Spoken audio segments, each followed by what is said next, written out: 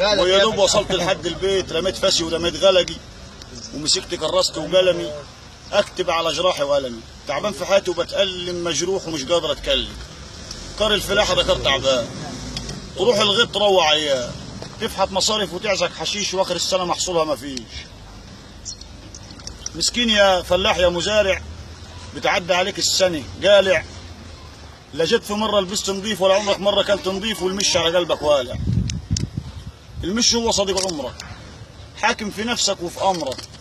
في عز البرد تروح الغيط وصاحب الملك نايم في البيت، تقلع وتنزل في الطينه وتقول يا رب قويني.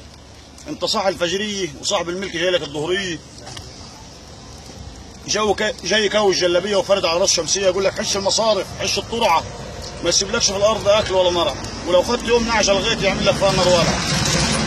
اخر السنه تلاقيه بيضحك كده وجاي عليك ما انت ما عليكش حاجه، يقول لك يلا نتحاسب، يجيب دفاتره واوراقه وكلامه يحلى واخلاقه. يقول لك انت خدت كمامه 1000 جنيه وخدت تجاوب 1000 جنيه وحارت ودراس 1000 جنيه، طب وانت يا مزارع فاضل لك ايه؟ يا خدت ملاليم يا ما خدتش.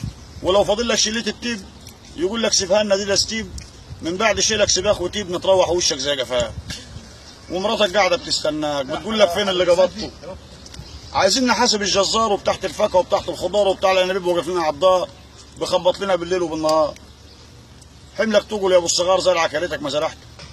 تمد ايدك في جيوبك ما تلاقي حاجه تطلعها، لا مجمد تلاقي ولا فكه ولا حتى سجاره تولعها.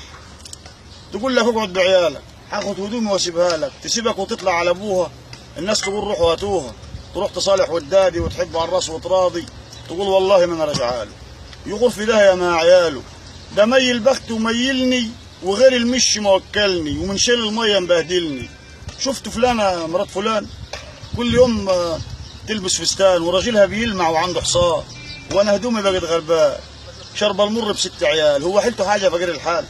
وده حياتك يا فلاح، عمرك ما شفتش يوم مرتاح، تتعب وتشقى ولا تلقاش، ضيعت عمرك كله بلاش. قبل الاوان شعرك حيشيب، تمسك عصايه ما تلقى حبيب.